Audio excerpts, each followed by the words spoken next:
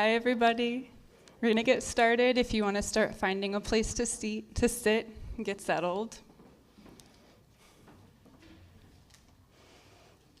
My name is Laura Henriksen. I'm the program director here at the Poetry Project, and I'm so excited to be with you all tonight to hear from Anna Moschovakis and Brenda Coultas.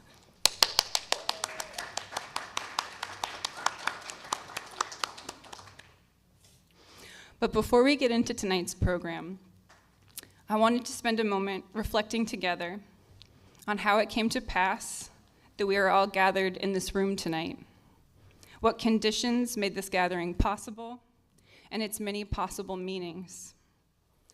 I invite us each to consider the multiplicities of circumstances, choices, surprises, mistakes, miracles, friends, teachers, and relatives across time and distance, without each of whom our being together tonight would not be possible.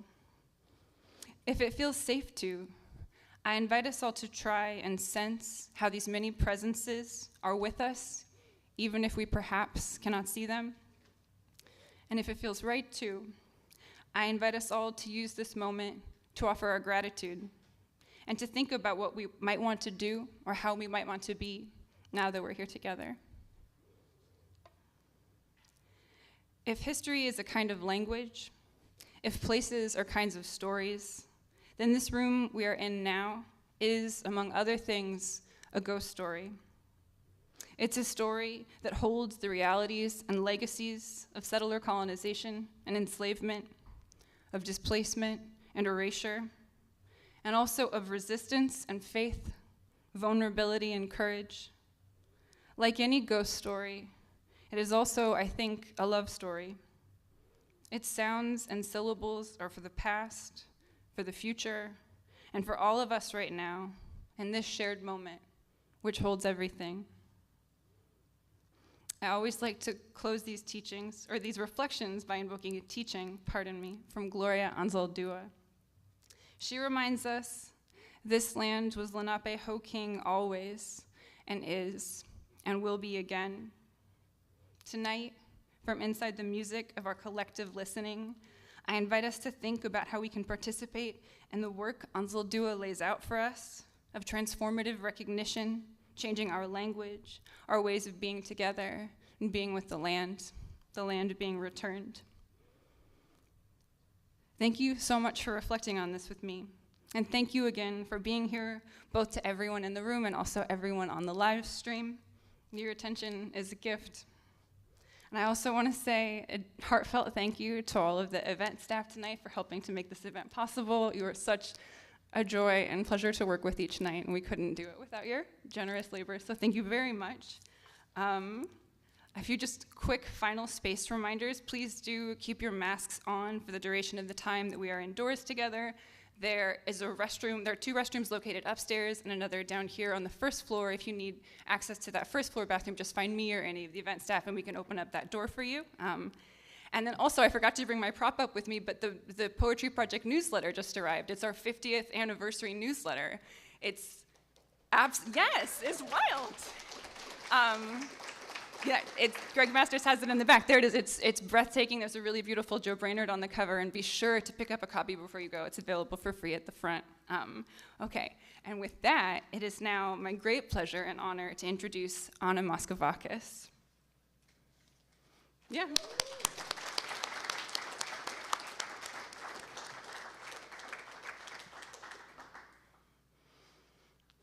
When looking at a line, how can I tell if it's one line, or 2 lines so close that they are touching, that they are layers, or that there are many lines perfectly converging in one place, their distinctions now imperceptible? Anna Moschovakis' astonishing new novel, Participation, has me thinking about figures and all their ambiguity and beauty. Abstract figures, human figures, figures of speech, figures that resist description or documentation, figures that demand it. I'm wondering about a line that could be 1 or 2 or many, because it helps me to think about one of the central tensions or questions that propels participation. how to honor the political necessity to resist the normative, atomizing concept of the individual, the person, without foregoing the also politically necessary embrace of difference, of the profound mystery of the interior world of even our closest friends and lovers, the crucial question of whether or not an experience can ever be truly shared, or what that sharing can look like or mean. The main character and sometimes narrator, E, at one point describes herself in this way, quote, "Who am I? A person who is suspicious even of the word person and all it suggests, especially when preceded by a definite or indefinite article about the separation between entities or their separability," unquote. E rejects the harmful goal of self-sufficiency, invested instead in practices that are fundamentally communal, life with roommates, reading groups, group sex. But then, even in these group contexts, these spaces for communing, what divisions necessarily remain? What unknowability permeates the commune? Following a description of a sexual fantasy involving pain play and a hot capitalist, E wonders, don't we know that pleasure is not transferable like cash? Between participants in a scene like this one, who or what owns any surplus pleasure that might result? How much of a difference, qualitative or quantitative, does it make if it turns out that contra expectations, fantasy is shared, unquote? The possibility of shared fantasy, shared recognition, is as complex as it is compelling, irresistible, sexy. Desire permeates the book, erotic, economic, liberatory, and perhaps above all, or through all, the desire to be addressed. In describing her frustration with the misogyny of canonical writing, both casual and violent, E explains, when I say that I wanted to love Pascal or other books on the originary stack, I mean that I needed to be addressed, unquote. Throughout the book, the reader, us, is regularly addressed. We are teased, comforted, flirted with, invited in, challenged. We are there among the participants, with our own sense of story, our own space in the margins for our notes and questions, our own responsibility to either fill in or stay with the gaps, reading the book as it also reads us. Please join me in welcoming Anna Moschovakis to the Poetry Project.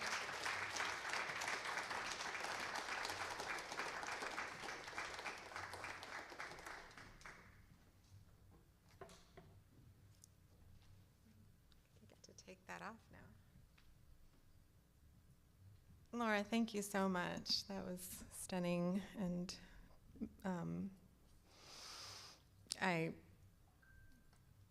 was that me? Someone's phone. And it's really wonderful to be here. My preparations for this event didn't go exactly as planned, but as I was listening to your beautiful invocation of us in the room together, I sort of, in addition to all of the ways I always respond internally when you welcome us that way, it also just reminded me, like, we're all just here together with the way we showed up today. And so I'm going to be reading from my screen, for instance, and I might fumble a bit, but I'm really happy to be doing all of that with you.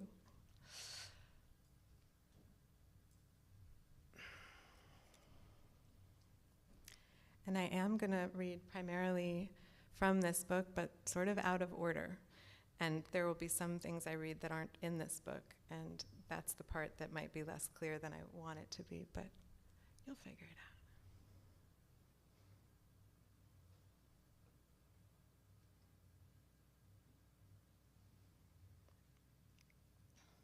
out. I feel like I have a lot more things I should have said.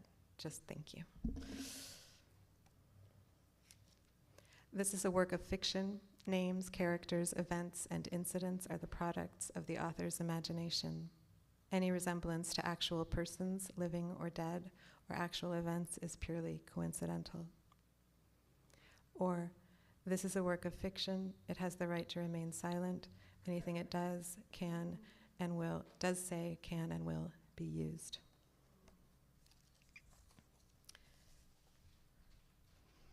Without the beginning of the story, it's enough to know that there is a drafty corner apartment, an all-night bodega out the window, a playground across from the bodega, quiet at night.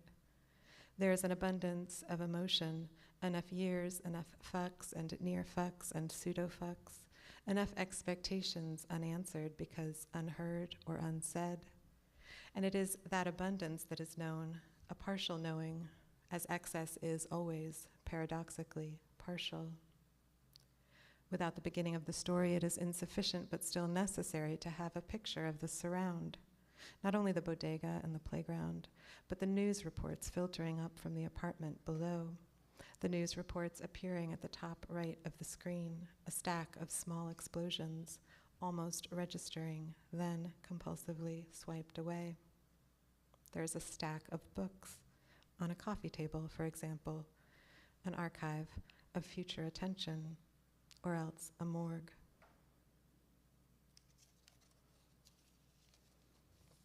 The news reports.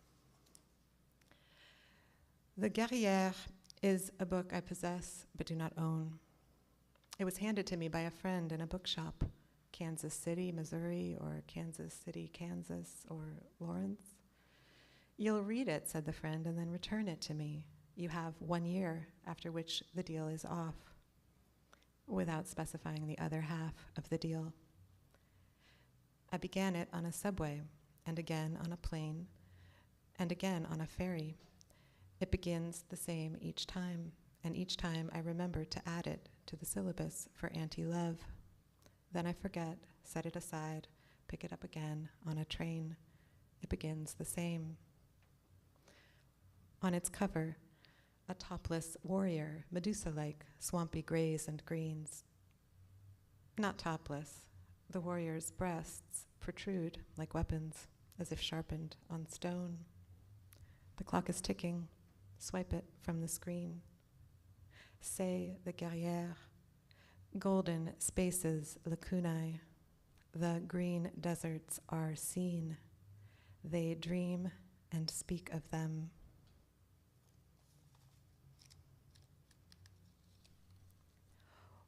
One of the members of Anti-Love is a psychoanalyst, a fact rarely mentioned in our meetings, though the language of this fact, safe emergency, edges in.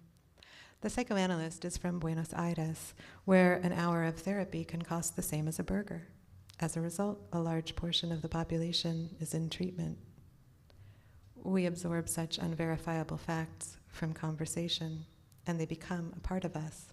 They become us.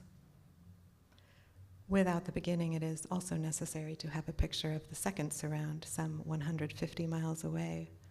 A table in a room that is open to the public, dirty floor, a radiator that leaks, a village view out the window, gas station, neon lights, small mountain just behind. Or this is a work of fiction. Some of the places and situations are based to some degree on places that exist and events that have occurred. The characters populating these places and situations are made up. How are we to know who started things? At its peak, there were 10 of us in Anti-Love. We'd sit around the improvised wooden table, peer at one another over mugs of coffee or of beer. The idea for the group came from me, I've been told, though I remember it as always having been there. Not always in the strict sense. It appeared when I needed it, an acquired taste. Tonight I met a man who was beautiful and tall, who wore capitalism like a well-fitting suit. Anti-Love recognized him, shone a light, for example. Love was different. You wonder if I have a story to tell. I was invited to love, the way salt is invited to the early winter road. I was invited and I said, yes. I said, send me the syllabus. I said, I am only partially fluent in your language. I was told I was welcome nonetheless. Meanwhile, the neighbors were setting each other on fire. California was also burning, actually burning. The neighbors aflame sat on their stoops, extracting the burrowed tick of love from one another's skin. It's everywhere in the news reports. Swipe, swipe. You don't have to believe me, but you can.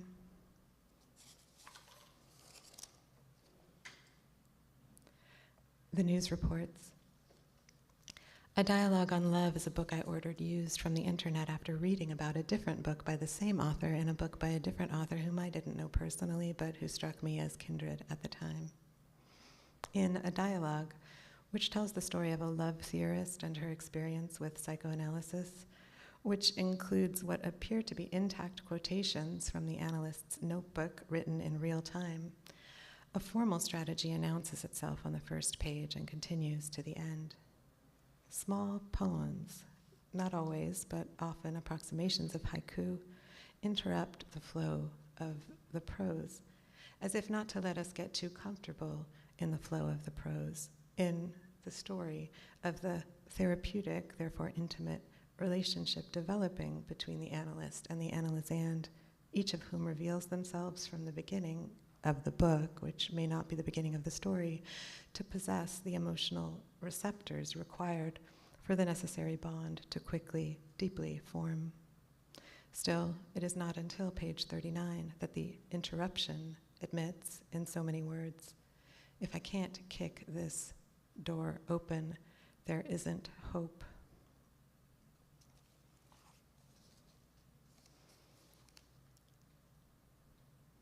Love isn't defunct exactly. It's been reduced to a virtual form of itself, flesh into type, an assembly turned list.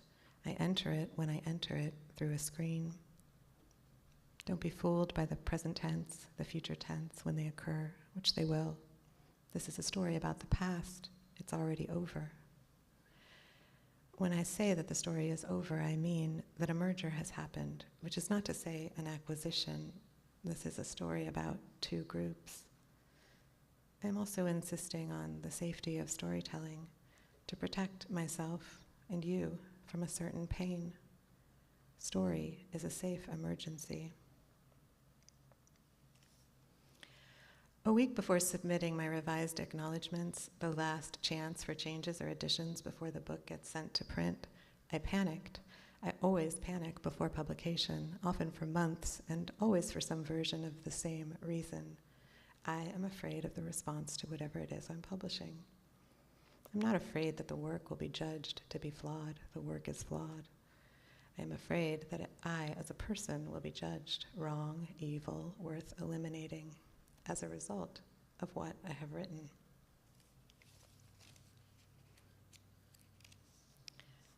Facts. I can't know what you believe. I can offer you parable after parable, tale after tale. I can tell you the one about Porus and Anemone, who came together over a shared sense of the word expectation. Anemone wanted things from Porus, a lack of friction mostly, but also small noises, an elbow extended into its vulnerability. Porus wanted everything to be decided, elbow in the ribs, far in. One day in the vestibule of one of their apartments, Porus had a change of opinion, which is not the same as a change of heart. The story ends there, with Porus leaking predictable tears, Anemone predictably backing out the door. There is a theory of the psyche that claims life narratives are necessary to the formation of a coherent, subjective self. This theory always terrifies me. Maybe I'm afraid of stories or of selves. What can be told without inciting this terror? What kinds of stories? What narratives, invented or not? Or are these the questions I'm training myself not to ask? As would be expected from someone who suffers from more than the usual allotment of chronic shame, I'm afraid that I will be revealed to be the horrible, evil, worthless person that I secretly know deep down I am. At the same time, and paradoxically, this fear is a fear of being misunderstood. Pause to allow for the inner judge's attack. Who do you think you are, claiming that you have a special or extra relation to shame, chronic or not? Shame on you for pretending to know anything about shame. Shame on you for thinking you have something to share. And pause.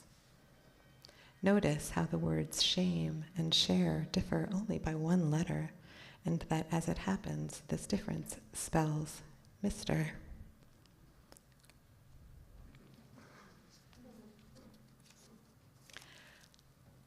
A syllabus. The last time Anti-Love met, we were down to 3. It was brutally cold. The streets were ice. The 3 of us sat around the big rectangular table, frequently rising to put the kettle back on or to extract a beer from the fridge. The reading, which was from 1980, was about the politics of consensual sadomasochism and consciously anti-patriarchal love.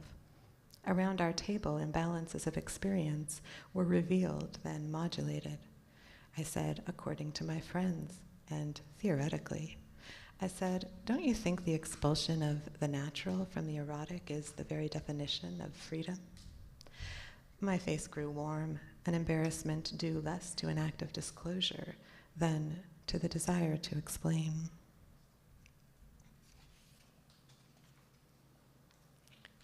Work. This month, while work has stopped through no fault of my own, while I need to conserve what little funds I have, while I have more time than money, I will try to catch up. I will follow the syllabus of love. I like to follow, but the syllabus has so many holes. In the beginning, I won't try to plug them. I can't make promises for the future, this being one of my failings, both in and out of love. When I say work has stopped, I mean 1/3 of my work has stopped. I have 3 jobs in 2 places connected by a train. I'm using the word place where before I used surround, though now neither term feels right. In one place, I work part-time in a cafe bar that serves coffee, pie, and cheap wine and carafes. I like the job because the cafe bar is slow and I can read. It's so slow I wonder how the owner, whom I never see, covers the bills. I wonder if, after paying me and the other part-time worker, he breaks even. I've done the math, and the money I earn at the cafe bar just covers the expense of commuting to the other place, Surround, to fulfill the obligations of my other 2 jobs, the expense of the train, some food and drink, and rent for the timeshare room in the corner apartment with a bodega playground view. The job at the cafe bar helps me break even. I could just call the 2 places the village and the city, since that's what they technically are. My second job is different. My second job is as a mediator in training. When I get a call, I travel south to the city to assist my mentor with cases. I can't tell you about the cases. They're covered by a confidentiality agreement I signed when I began my training, in which I sign again in front of each new set of clients. What I can tell you is that, to my mind, the work with my mentor is worth the hours I put in at the cafe bar to support my commute. For one thing, the work is interesting. For another, it is the closest I have come to investing in my future. Even at the apprentice stage, it pays the most of my 3 jobs. But in the place where I am most often, in the village, where my life is manageable and where I work at the cafe bar, it's hard to come by employment as a mediator, though sometimes working at the cafe bar feels like supplemental training. My third job, the one at which I met the capitalist, is a holdover from my former line of work. It's a waged job, like the cafe bar, but in the information sector rather than the service sector. I don't like my third job. I have arguments with its purpose. I would like, once my current obligations to the capitalist are complete, to cut back to just the 2 jobs. I have only one mouth to feed, after all. Unfortunately, the work that has stopped through no fault of my own is not the third job, the one I argue with and want to leave behind. My mentor has vanished and isn't returning my calls. Now I have 2 jobs, but they aren't the 2 jobs I want. Still, a hole in my schedule has created the opening necessary to catch up with love. What was making me panic, and particularly with this round of publication dread, was the fact that I knew some of the settings and occurrences that appear in my novel were based recognizably on places that exist and that are recognizable parts of my life. For instance, the shared room I stay at when I'm commuting to one of my jobs in Brooklyn, the collective space I participate in where I live, the train I take between these places, my neighborhood bookstore, an old job site, and on and on and on. But at the same time, the characters in the novel weren't based on the people who inhabit these spaces in life. For example, there are reading groups in the book. They read some of the same texts, though not all, that actual reading groups I participated in have read together and discussed. But the characters in the reading groups in my book have nothing to do with the people in the actual groups.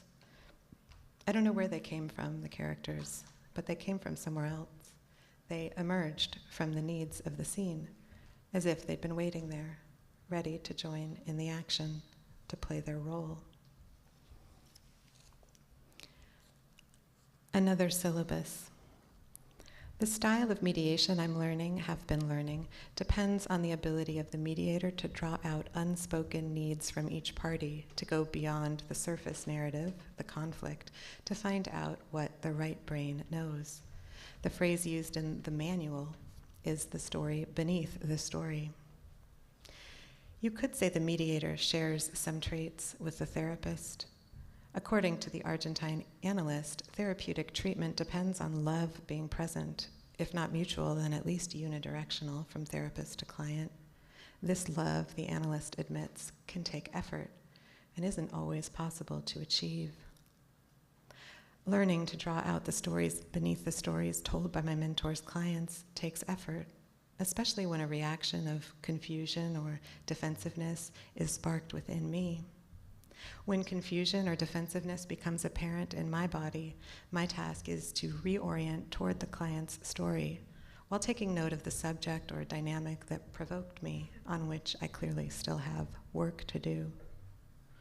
It's only now that I'm not actively being called to the field of mediation that I'm most actively reflecting on that field, viewing it with the peculiar, intimate distance of the cartographer, and viewing that cartographic distance with the suspicion of the skeptic. I don't know if attention to this task of self-aware reorientation, if the labor it requires, falls under the category of agape. It may be just as important to eros and philia, or it may belong to a category of love still unnamed, or one named somewhere I have yet to encounter. This category must be represented in love's syllabus by its wholes. Who we are. Last night, in a contemplative mood or mode, I harvested one of the mushrooms from the bin and bit off the cap. I was hoping to find a shortcut to discovering what it is I want to tell you, about my questions and my lists, about the unsecured corporate wireframe and the terribly tender flesh. I lay down and had a very long sentence foot under, then overleg to the window where 102 trees hid a bright, bright thing, starting faraway green, though up close we were also 1,000, 100, or 100 smaller, that looked the same size. And the dog, did you know there was a dog, not a real, was a waggy thing, and then it became all clear. Because this is mild, you see, only a small, small bite. And now it's morning, and I'm clever, and it's time to tell you who I am. Or who I'm not, myself. Is that enough? 10 days ago at a summer fair, fried dough, bouncy castle, corn dogs, and crystals, and soap, I ran into one of the members of Anti-Love. We are on hiatus for the summer. Actually, we have finished the collection of essays on our syllabus, and we've been so careful about power sharing that everyone's reluctant to weigh in on what to read next. There was a tentative offering about prisons, one about communes, one about gray water and composting toilets, with several hands-on work days figured in. Were we finished with theory? We pinned black discs to our shirts, placeholders for the next protest. Some of us had read fragments of an anarchist anthropology and been moved by its argument for localized practice, for methods named after processes themselves, rather than after the men who'd thought them up. Or what would it mean not to be finished with theory? We had found our members, including the one I saw at the fair and hugged through sweat and smiles, by stapling a flyer to a telephone pole. The we is royal. The flyer said, Are you tired of invention, tired of history? Do you feel that you're all out of fight? Come sit and read angry things with other angry people. Maybe it will feel like love. No fascists. Beer, coffee, free. Sometimes people ask me about autofiction, and I think, but isn't all fiction autofiction? Sometimes people ask me about auto theory, and I think, isn't all poetry auto theory? A friend wrote that a story is not plot or scene, but a thought. Is a novel a longer thought? Or does its extension turn it into some other kind of thing? A question, a field, a pitch, or a pursuit? These notes have been swimming in my head for years, like a question, a field, a pitch, a pursuit. Maybe they will become a novel too. Who I am continued. A person who can't tell time, can't tell it what to do, can't figure anything. One who can't stop looking out the window. Currently a window on a train, the same train on which I began for the third time, the Guerrière. The same window too, but a different date on the calendar, a different number on my 10-ride pass. A person who has swallowed so much rage over the years that anger has become conflated with food, seasoned by paralysis and grief. A person who suspects any extended metaphor out of hand. A person who is suspicious even of the word person and all it suggests, especially preceded by a definite or indefinite article, about the separation between entities or their separability, and one who tests this separation regularly by all the usual means. Projection, depersonalization, a certain porousness that isn't always safe to maintain, a certain obsession, an addiction to this simple act of looking as out the window from a train.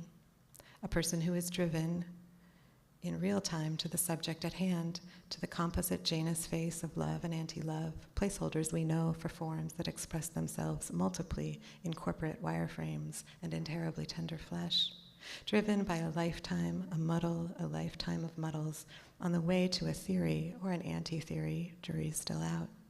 An anarchic person seeking solace and company and lust, possibly a restorative beating, figurative or not, and a person who is more interested, finally, in who you are. Consider this a message in a bottle. Consider it a fossil, a remain, a text. At this point, this text deteriorates into a sequence of notations for future writing sessions. Note, list all the similarities between your two novels which you didn't realize were there until it was too late. Two narrators, one first person and one third.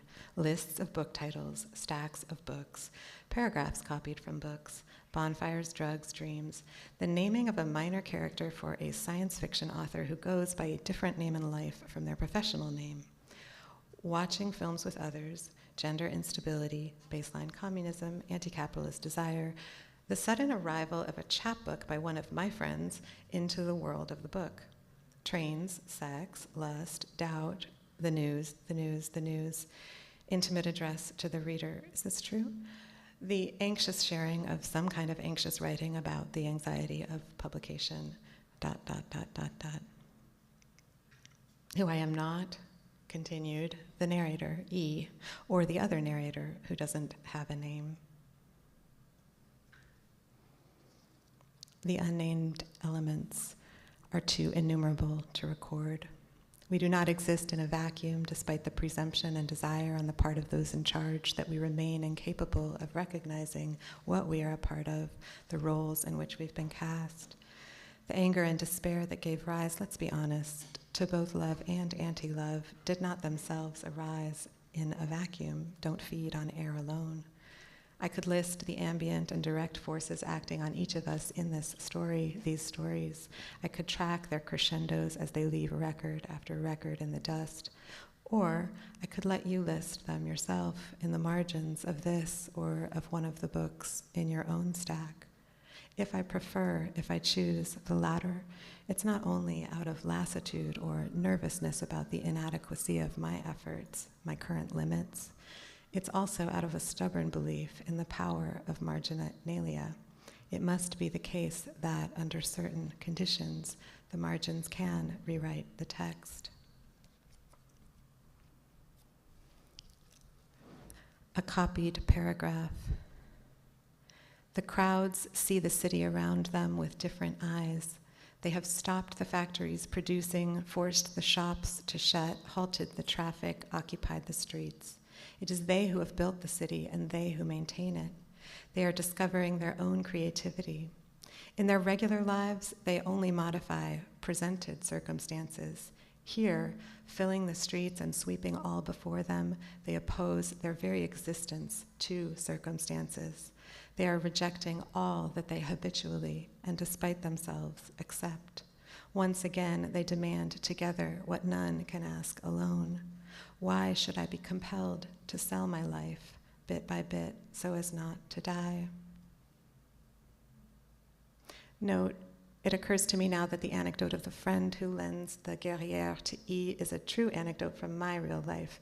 Does this mean E, if only in that moment of that scene, is me?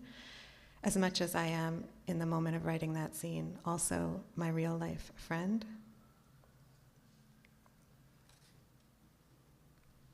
Who you are, we don't know. The pronouns are problematic. The problems are pronomial. You are you because not me, not I, not we. I love you and I don't know why, can't say why. You are the idea of the question, the vested idea, the poison and the gift. The middle period. I'll leave you here, hand myself over. I know it's sudden, but there are parts of this story that can't be told from the inside. I don't trust myself. Why should you? Who hasn't struggled and failed to tell what matters? Political desire, sexual desire, desire for help, desire to help, intraspecies love, interspecies love, lost and found and lost, or being unto loss, the dagger suspended above. The sentiment of protest goes something like this. Everyone has lost someone, but I have lost someone. Someone loses someone each second, but I have lost someone even this second and this. The perspective is unconscionably skewed, but still. The dependence of presence on the specter of absence is absurd. When you haven't lost anyone proximally, tragically, the blur edges toward blame, toward shame. What can these theories do in the end? Stories do more, dreams do more. Theories give shape in the middle period to discussions of stories and dreams. Theories help enable interpretations of stories and of dreams. Interpretations have been useful in the middle period, the period of almost despair that passes for despair. By leaving you here, I give myself to story, to dream. By leaving you here, I retain some hope of gathering under their sign. It's late too, the light is waning, and I'm tired. Signing off with all my love, E.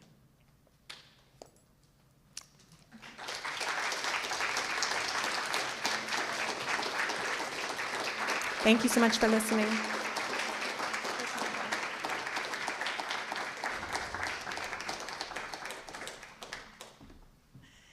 Thank you so much, Anna. That was just breathtaking. I realized we've already sold out of all the books, so I'm sorry for anyone who didn't get it, but you urgently need to get one. They are available other places and also the internet, and I cannot say enough about how excited about this book I am. Thank you again, Anna. That was beautiful. We're going to take a 5-minute break, like seriously 5 minutes, smoke 3/4 of a cigarette, go to the bathroom, and then we'll be back to hear from Brenda Coultas. Wonderful. Thank you.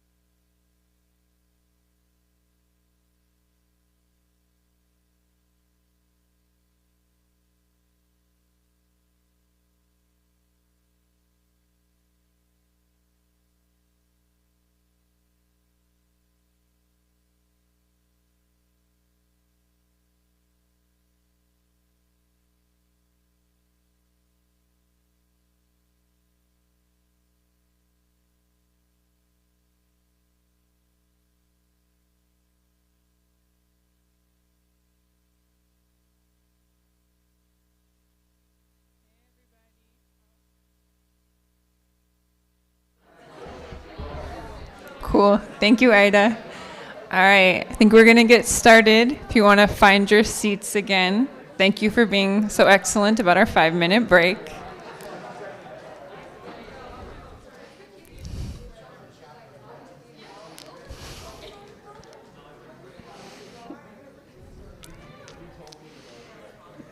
All right, we're finding our seats. We're getting ready to hear poems. All right. I'm so excited to now introduce Brenda Coultas.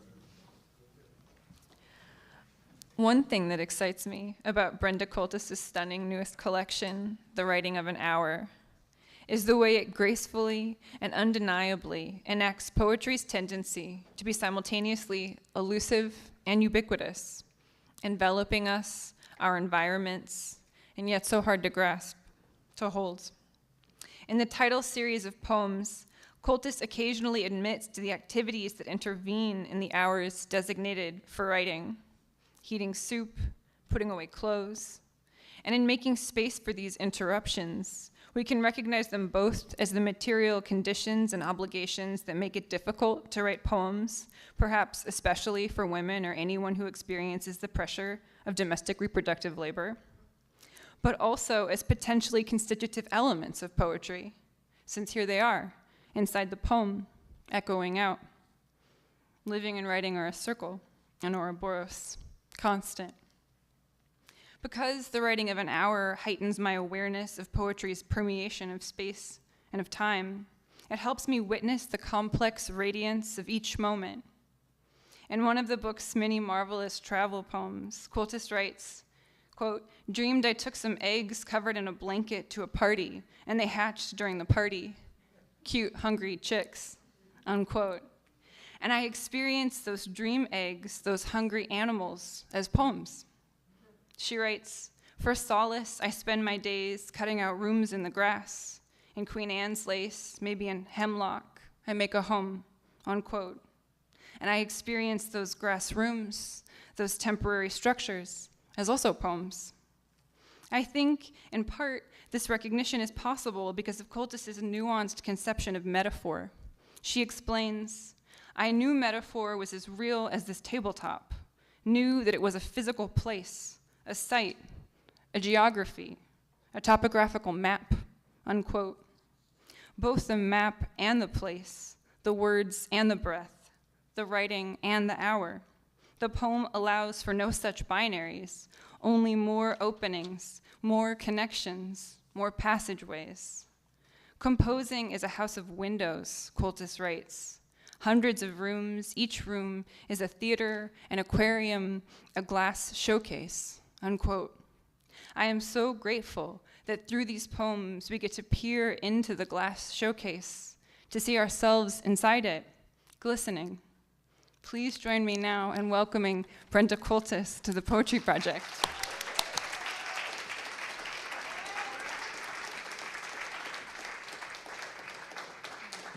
Thank you. Can you hear me okay? Yep. Okay. Great to see everyone. And thank you to Anna for reading with me, and to Laura, and to the Poetry Project staff for making everything run so smoothly.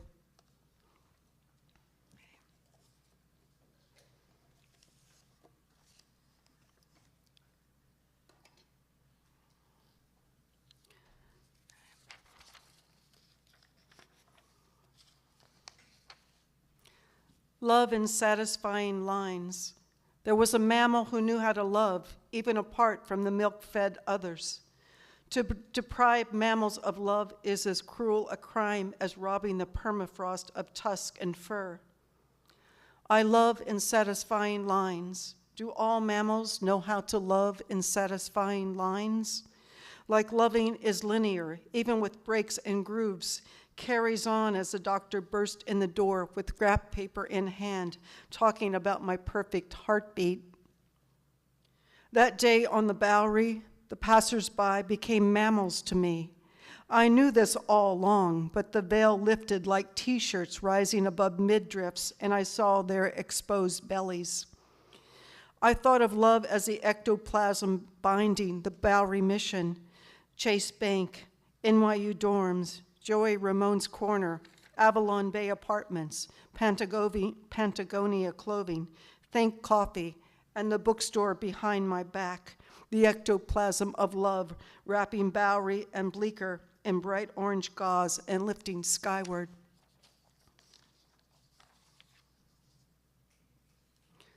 Untitled.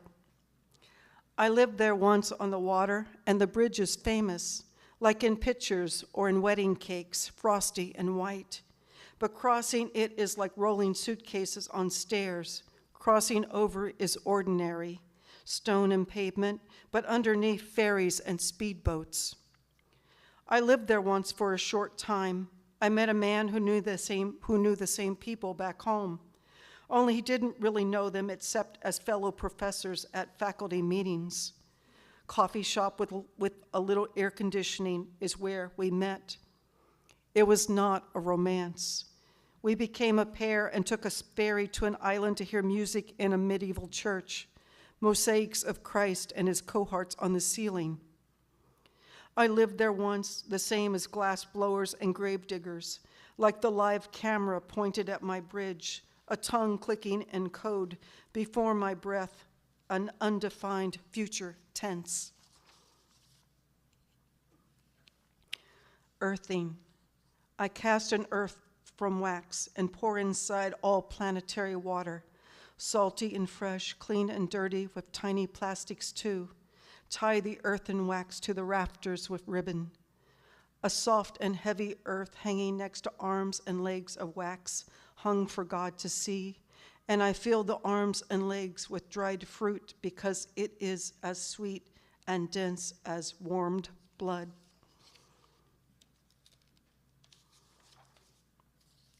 Hierarchy of walls. There's an office of walls that wrote themselves into being the Department of Walls, a city office, for composting household thoughts, for local visiting and partial thoughts. I compost leftover thoughts into a bin. The thoughts keep well in a freezer, perfectly good thoughts combined with your neighbors, for mulching by the river beside a walking path. I walk into an office of compost, gather a bag of thoughts. They taste like salty licorice, like salty black coins. Strength. When I was small enough to fit into a steamer trunk, adults took the doors off old refrigerators where children were curious enough to hide. Rectangles of glamour like house trailers, although they have doors on each end. Then from the book, The Writing of an Hour, Hour 1. The domestic dust of an hour, when a granddaddy longlegs has spun from corner to corner a network of webs and eggs. Low radio bleed through, partner walking and scraping something like dried egg off a plate, an hour after breakfast, and the hour before in the bath, the laptop by the tub but out of reach of the splatter. Or is it better to say the displacement of water, the waves a body makes as it enters another body and laps over the edge? I should learn something during bath time, so I listened to a talk on Peruvian ruins and their effects on local economies. The speaker says, like village women selling while preserving traditional crafts. TED Talks on autoplay, learning as I soak, and after drying off, I could pass an exit exam. Change the station, drying my hand and arm, and shutting the lid to be with my own thoughts about how to reduce cleverness in writing, to consider an assignment of describing lost sounds, like all the sounds in crossing Brooklyn Ferry, but mostly how to overcome writer's block and how to do two things at once exceptionally well, and think I'd like to drop acid. The mending hour. I tied one on. I took my grandmother's apron, its strings and glittery rickrack, and I wore it on the streets of the East Village. The apron is a cloak of superpowers, a psychic umbrella. I paraded past Emma Goldman's East 10th Street address and rang her doorbell for a sip of water. My domestic armor is made of gingham, even though a woman is still considered an unelectable candidate. An after hour. When one thing is becoming another, when writing is morphing and the writing of an hour becomes the desire to write at all hours and into the night, fueled on caffeine or wine and desiring instruments of writing, typewriters, even a nib and inkwell, and considering all the ways of stretching a space, digital or hard copy, an ugly expression for printed matter, and for that matter, printed matter is efficient but lacks beauty. Page, a soft and elongated word. Page, an extension at the end of my fingers. Page, a screen that holds dreams and desires. The page of a legal document that binds. The page is a promise. I read all sides, turning the page counterclockwise and turning the page over for what I may have missed. An hour earlier. Desire is a stick for scratching words into the dirt and for chiseling stone until the words become solid. The pen is a body, an anatomy, not an earthworm with decipherable ends. The pen has a head and tail and inky guts, and the brain of the pen belongs to the maker of marks. A late hour. All the elements of the hour surround my laptop, in the dying blades of cut grass and in the dying battery. Finches continue their making of a nest of twigs and grasses, but I know the nest is early paper, the raw ingredients and pulp. I know the world is a page turner, a paper globe, and I know that the birds are the great writers of the sky.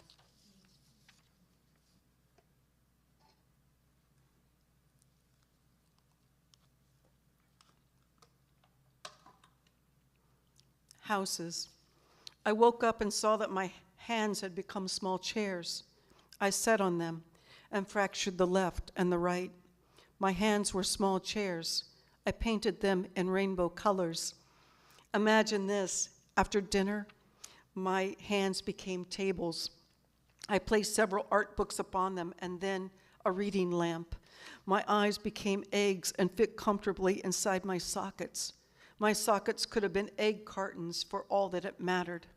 My tables became houses, and we, my partner and I, moved in.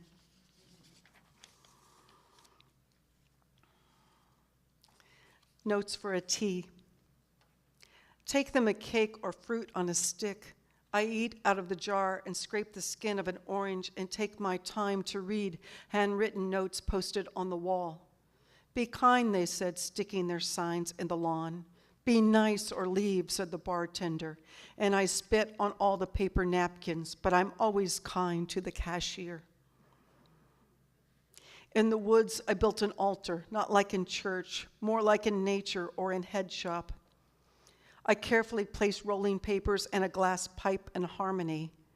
There are teas for sleeping, and some teas will bring you wealth. Would you drink a tea for true love? Do you like or make potions? I collect bits of paper, read cards, and lay out my best silk. To my love and my beloveds, be kind and be akin. Be righteous, be soft, and be firm. Be pleased with yourselves, with yourself.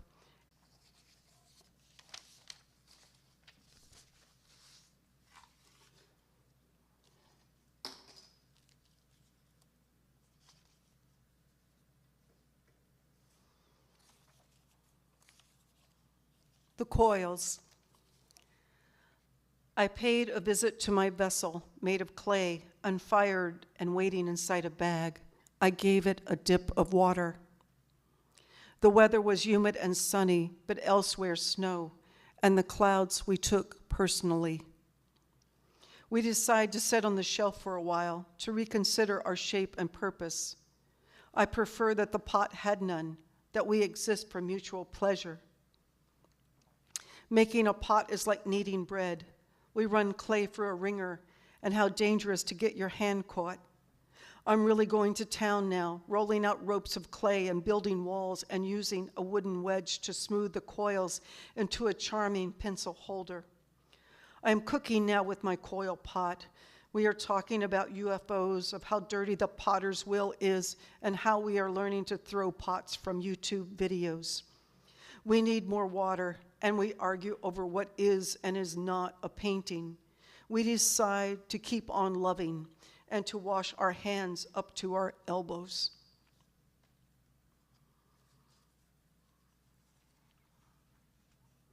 My hands were not always autumn, not the oak or maple's veiny maps. My arms were not always purchased for migrating and imaginary birds. This waist wasn't always ringed with thick and thin years, and these feet were not always roots drinking from the water table below. Certainly, this is what I want.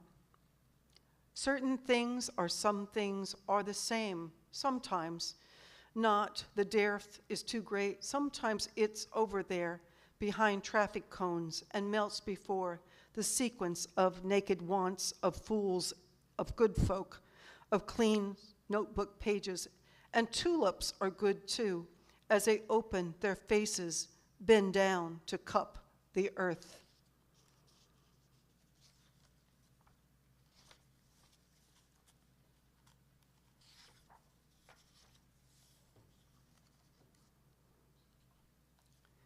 Cave. My soul lowered by a thread into a cold lake inside a flooded mine shaft 5 stories down. It felt like a color, not a sensation of temperature. If it were a color, it was chartreuse. I called for a UFO to show itself, and it presented as a plasma screen in the sky. A sensation like inhabiting a paint can of wet and plastered grape leaves. It felt like moonlight inside a paint can. Please keep a lid on it, lest it evaporate, lest it dissolve, like cave paintings destroyed by human breath. That day, I felt a handprint on the inside. It felt like bruised ribs. Bald eagles. Hot tissue paper in the wind, like a flag was raised from the dirt, and the flag of dirt had powerful feathers. At first, it was like ice skating into a watery hole beneath the dirty flag, roosting on serpent's arms. That feeling lasted all day. My forehead felt useless and hard, like a turquoise ring locked inside a vault. Log cabins.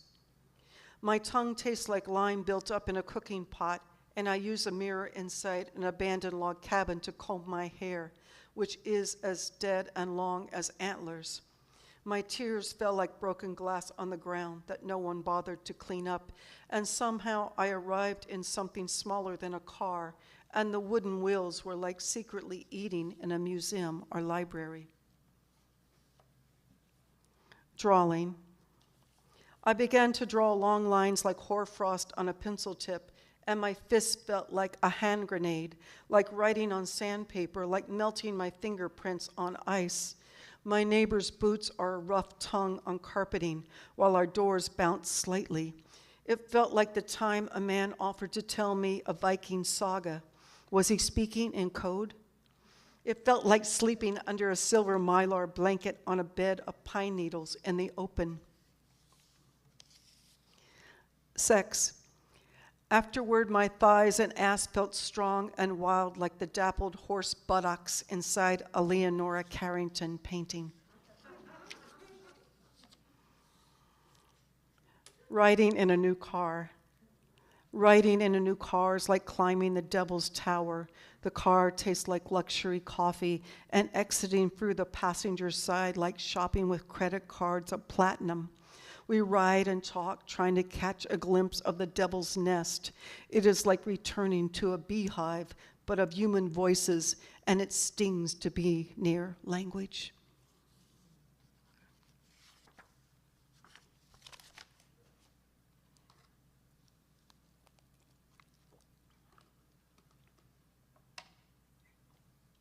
And I'm going to read the last poem from the book called Inside the Cabin. Coffee cups, stir stick, napkins and cookies on the tray top, satellite TV, office in the air. Rearrange the drinking vessels, compose a still life below gray rocks and ice. Icelandic air smells of curdled milk or codfish. Greenland's snow creased like complex elephant skin.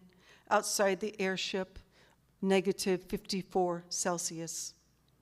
Sea waves stitch quilt batting.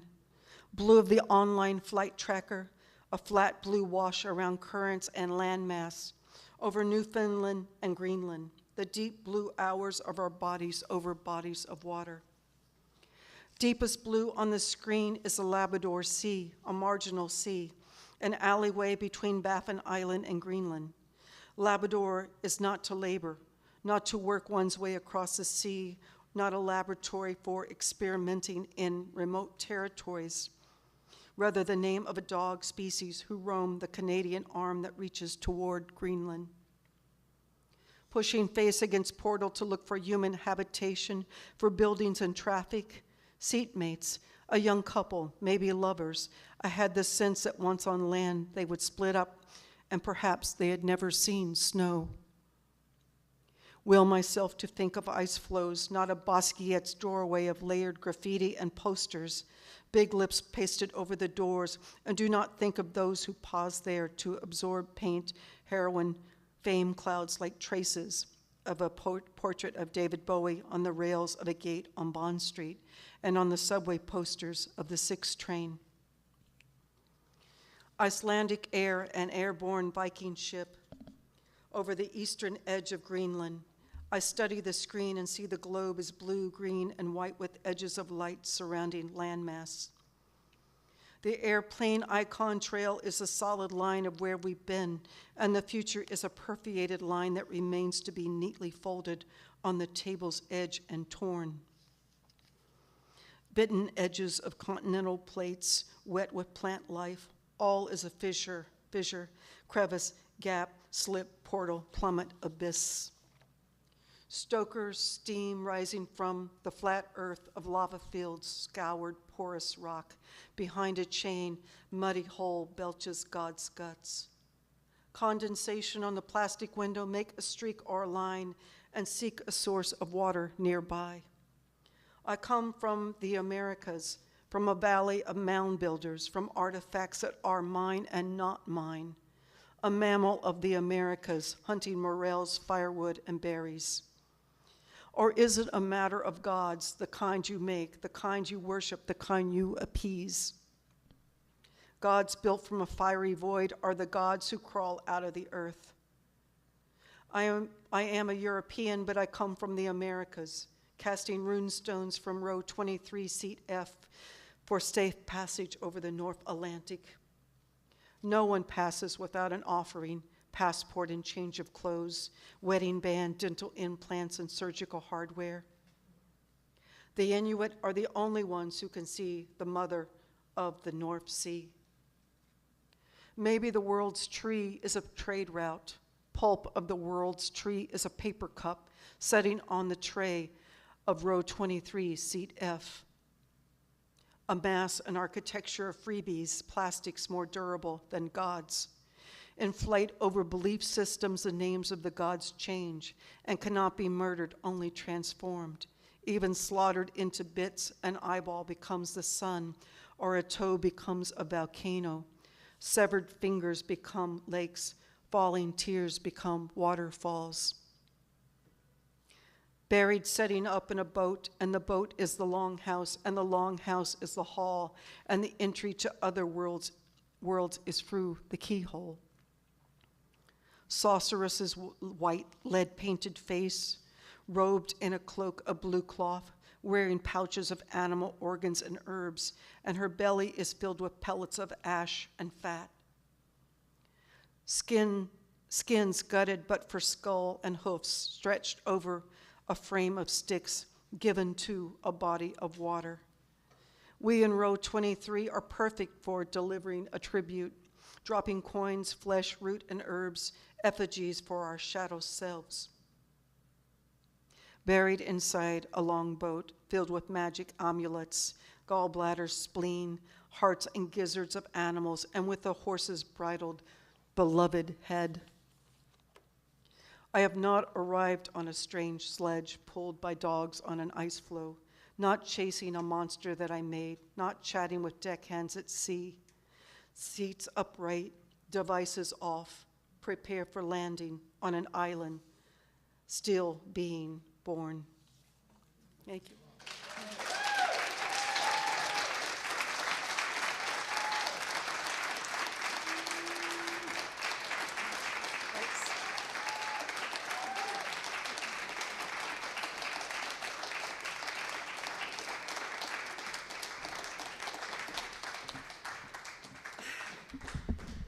Thank you so much, Brenda. That was spectacular. I'm so grateful that you read the long. I love that poem so much and everything in the book. And lucky for you all, we do still have some copies of this book at the back. So if you don't already have it, you can solve that problem right now. I'm so happy for you.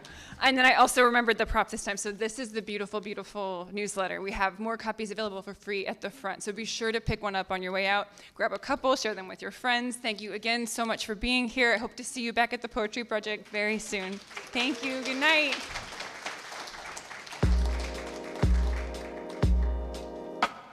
It's different, it's different, it's different, it's different, it's different. It's different, it's different, it's different. It's different when I'm sitting here alone all by myself. It's different when I think you might be with somebody, yeah.